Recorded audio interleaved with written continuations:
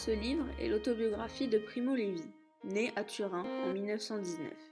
Il se lance dans des études de chimie, mais en février 1944, il est arrêté comme résistant et envoyé au camp d'Auschwitz, où il restera jusqu'à sa libération.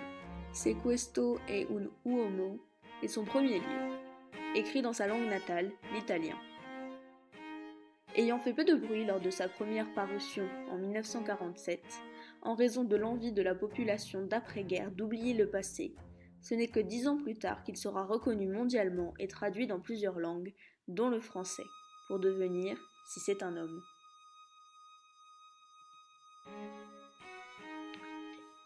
Le livre débute par l'arrestation de Lévi et son arrivée au camp, nu, dépourvu de signes distinctifs, à l'exception du numéro 174-517 qui lui est tatoué.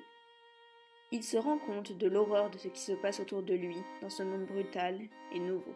Souffrant de faim et de froid, Lévi trouve du réconfort en son ami Alberto, apportant l'humanité dans son récit.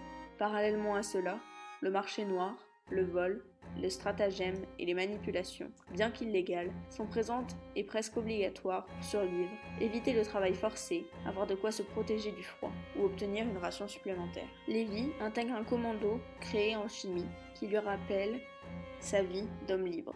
Il pourra survivre à l'hiver. S'ensuit la plus grande sélection qu'il ait connue et dont il ressort vivant. De nombreux bombardements de plus en plus fréquents donnent aux nouveaux prisonniers, les gros numéros, l'espoir d'une libération, mais ce n'est pas le cas de Lévi. En janvier, il est mis en quarantaine à cause d'une scarlatine. Il survit jusqu'à la libération du camp par les soviétiques.